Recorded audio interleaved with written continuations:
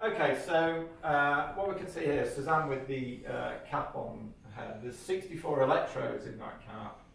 And what we can see on the screen really is the activity coming from each of those electrodes. I haven't actually got the 64 complete yet. I've made a subset of those. So I've actually got 30 electrodes going here because these are 30 electrodes I'm interested in. And what this represents really is the amplified voltage basically of the neuronal activity in the cortex. We can do a lot of analysis with this software, and really the hardware, the cap and that type of thing has not, and the idea of the electrodes has not really changed from when EEG was first thought out really in the 1920s. But what has developed is the software and the capabilities to be able to analyse that electrical information.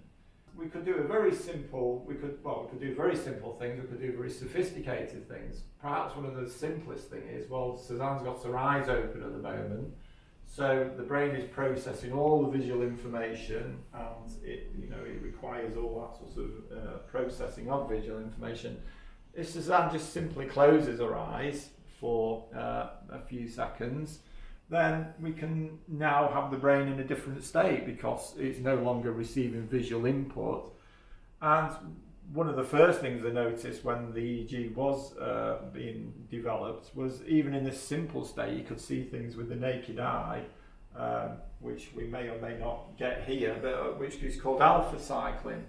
The brain, certain parts of the brain go into a certain state which is called is in the alpha frequency, which is between 8 and 12 cycles per second, so it becomes quite noticeable on the screen that the brain's gone into this sort of rhythmical pattern really.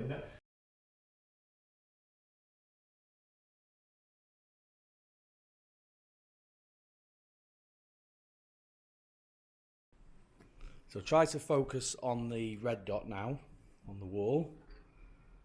Okay, and then focus on the green cup.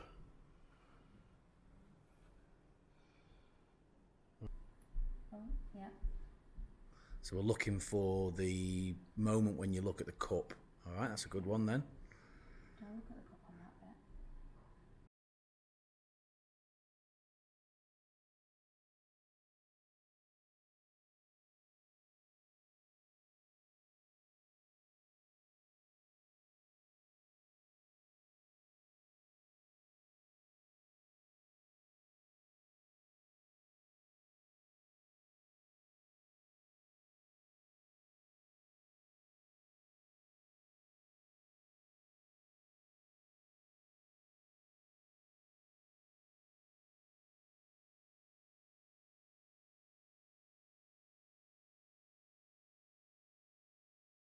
Right, so the first part of the experiment is you filling out the questionnaire. If you've got any questions, please let me know. And then after you've done the questionnaires, I'll take you into the room and we'll do the second part of the study, which I'll talk you through before. Discussed?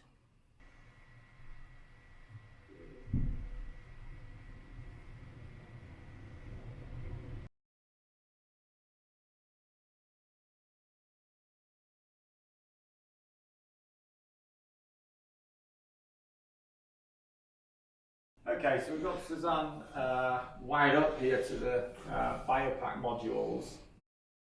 She's wired up to two. One is measuring the ECG, so the electrocardiogram, and the other is measuring GSR, or galvanic skin response.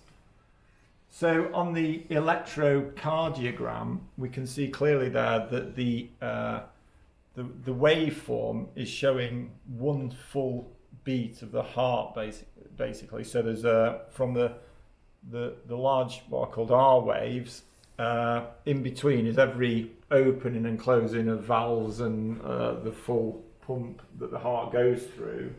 And what this really shows is the heart is under control of the autonomic nervous system, because it's the nerves controlling the heartbeat.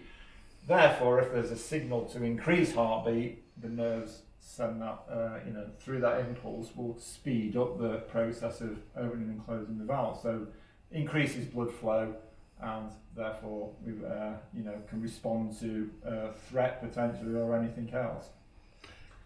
So that clearly sort of demonstrates that nerve input into the beating of the heart. The other module, we call it galvanic skin response. There are other names for it, but basically it's measuring a sense of resistance between the two electrodes on the fingertips. Because one autonomic response is to, open up sweat glands so that we could potentially lose heat a bit quicker or whatever.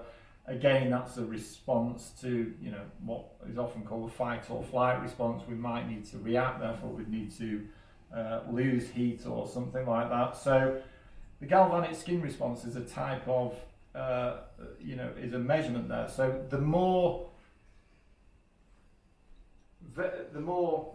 water, the more fluid there would be at the fingertips through sweat, the more that resistance would decrease because there'd be better conductivity. So that's simply just measuring that resistance, and that resistance will go up and down depending how much moisture there is at the fingertips, let's say. So we've got two direct measurements there, the autonomic nervous system, and if we gave Suzanne a shock, or I don't mean an electric shock, I mean a shock we gave her the new gas bill or the electric bills that are going to be coming through, we can see, even just by thinking about it, there's been a tremendous rise in the response there. The heart rate's probably sped up, the galvanic skin response has gone off the scale there and coming back on, and the parasympathetic nervous system now will be kicking in to try and bring that back down to a homeostatic level, really. Good. So two modules that give us a lot of information.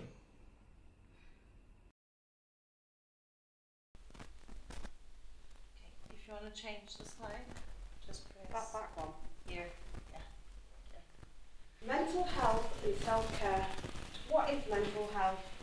Mental health is about our emotional, psychological and social well-being. It can affect how we think, how we feel and act. It helps determine how we deal with stress, how we relate and interact with others, and how we make healthy choices.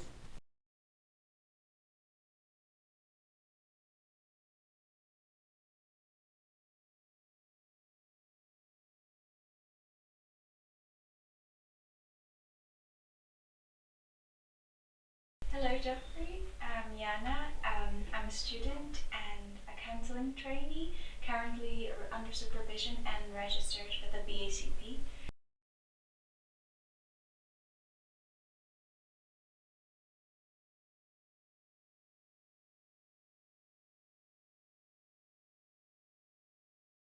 Straightforward.